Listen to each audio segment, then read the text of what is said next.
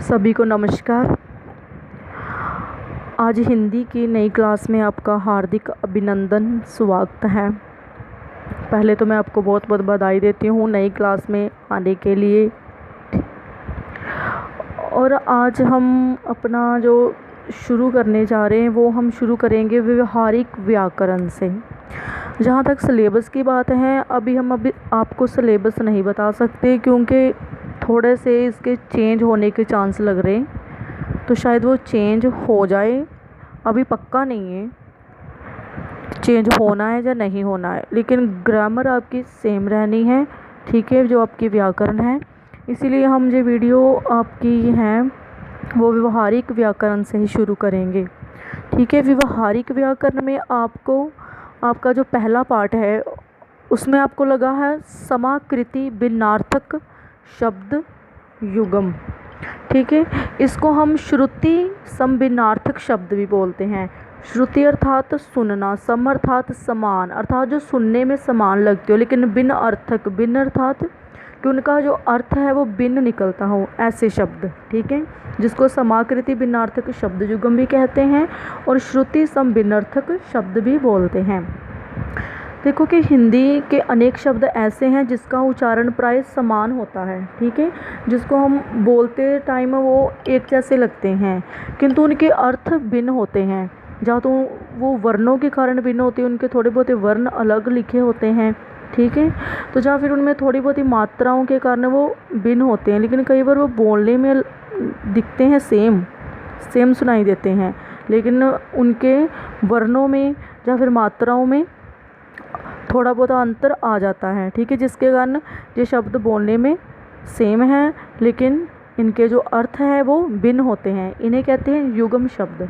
दूसरे शब्दों में हिंदी में कुछ शब्द ऐसे हैं जिनका प्रयोग गद्य की अपेक्षा पद्य में अधिक होता है, इन्हें युग्म शब्द कहते हैं। गद्य आप लोग समझते हो ना किसको बोलते हैं, जिसमें कहानी, नाटक, उपन्यास, संस्मरण, आत्मकथा, जीवनी, ये सभी चीज़ें आती हैं। और पद्य में कविता आएगी, ठीक है, या गीति काव्य आएगा।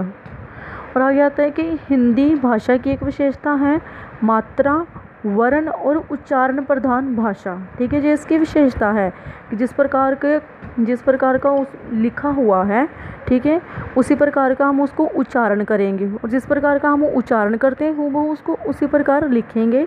ये इसकी एक विशेषता है। और इसमें शब्दों की मात्राओं अथवा वर्णों में परिवर्तन करने से अर्थ में काफ़ी अंतर आ जाता है।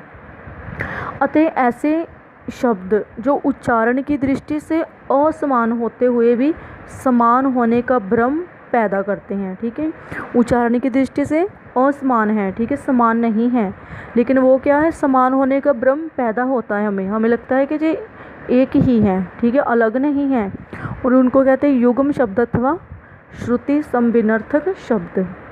श्रुति समभिन्नार्थक का अर्थ है सुनने में समान परंतु भिन्न अर्थ वाले।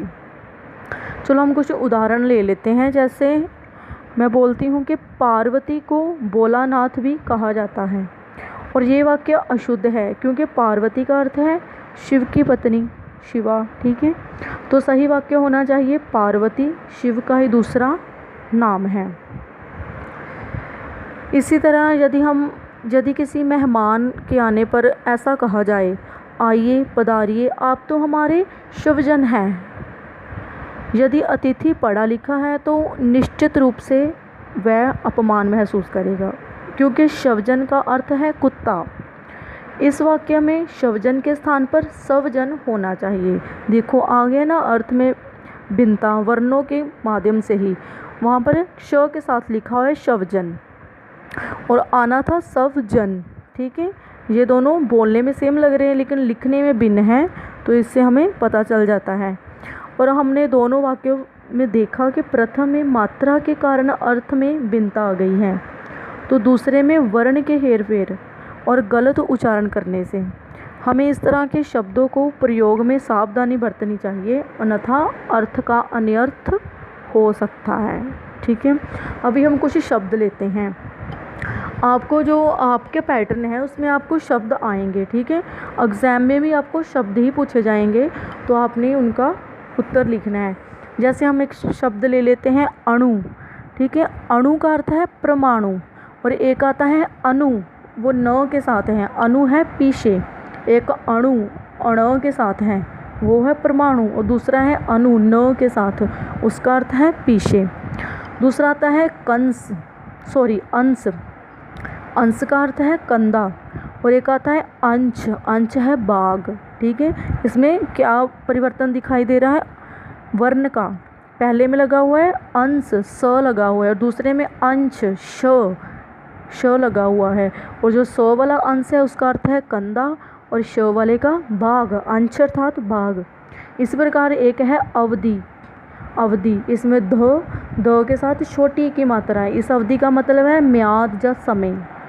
और एक आता है अवधि, इस धी के साथ बड़ी की मात्रा है, इसका अर्थ है अवधि की भाषा। देखो बोलने में सेम है अवधि अवधि, लेकिन वर्णों या मात्राओं में भिन्न है। ठीक है, आ जाता है आकार, आकार होती है शक्ल। और दूसरा है आकर, आकर है खान। एक आता है आगे का है और का अर्थ है अन्य। और एक आता है और तरफ। देखो बोलने में सेम है लेकिन लिखने में अलग है। एक और के साथ ओ की मात्रा लगी हुई है बड़े ओ की, एक दूसरे के साथ छोटे ओ की मात्रा। ठीक है, जिसका अर्थ है तरफ। आगे आता है अन्न, अन्न का अर्थ है अनाज। और दूसरा आता है अन्य, उसका अर्थ है और जो दूसरा। आगे है अनिष्ट, यहाँ पर ट लगा हुआ है, अनिष्ट ट। ठीक है, ट इसका अर्थ है अमंगल। दूसरा है अनिष्ठ, यहाँ पर ठ लगा हुआ है, अनिष्ठ, इसका अर्थ है निष्ठा से रहित। आगे आता है अनल, अनल का अर्थ है अग्नि। और ऐसी प्रकार का आगे है अनिल, अनिल का अर्थ है वायु। आगे है अर्ध, अर्ध का अर्थ है मूल्य। आगे है अर्ध्य, अर्ध्य का अर्थ है जल अर्पण अथवा स्वागत करना। या फिर आगे आता है अविराम, अविराम, अविराम है लगातार, इसका अर्थ। और आगे आता है अभिराम, अभिराम का अर्थ है सुंदर। ठीक है, एक वो के साथ है अविराम, और दूसरा है क्या अभिराम। ठीक है, आगे आता है अभय, अभय अर्थात निर्भय। और दूसरा आता है उभय, ये ऊ के साथ है। ठीक है, पहले वाला अ के साथ था। उभय अर्थात दोनों, दो। ठीक है, आगे आता है अस्त्र, अस्त्र अर्थात रक्त। और दूसरा भी है अस्त्र, अस्त्र अर्थात शस्त्र। ठीक है, दोनों के अर्थ भिन्न हैं। आगे आता है अवलंब, अवलंब अर्थात सहारा। और एक आता है अविलंब, अविलंब अर्थात इसका अर्थ है शीघ्र। आगे आता है आदि, यहाँ पर आदि जो है उसमें छोटे ई की मात्रा लगी हुई है, आदि, इसका अर्थ है पहला। और आगे है आदि, बड़े ई की मात्रा आदि, इसका अर्थ है आदत। और एक और इसके साथ शब्द है आधि, यहाँ पर ध लगा हुआ है, ध के साथ छोटी ई की मात्रा आधि, जिसका अर्थ है मानसिक रोग। इस प्रकार नेक्स्ट है अग, यहाँ पर ग लगा हुआ है गमले वाला। ठीक है, अग इसका अर्थ है पर्वत या ना चलने वाला। और आगे है अघ, यहाँ पर जो घ है वो घर वाला लगा हुआ है। ठीक है, उसका अर्थ है पाप। इस प्रकार आगे है कर्म। ठीक है, कर्म का अर्थ है काम। और दूसरा है क्रम, क्रम। ठीक है, उसका अर्थ है तरतीब में, या फिर जिसको सिलसिला बोल सकते हैं। आगे आता है अचला, इसका अर्थ है पृथ्वी। साथ में अचल, अचल का अर्थ है पर्वत। देन आएगा अंत, अंत का अर्थ समाप्ति। और एक आता है अंत्य, अंत्य क्या है? अंतिम। देन आता है अस्तु, अस्तु का अर्थ खैर। और एक आता है अस्त, छिपा हुआ।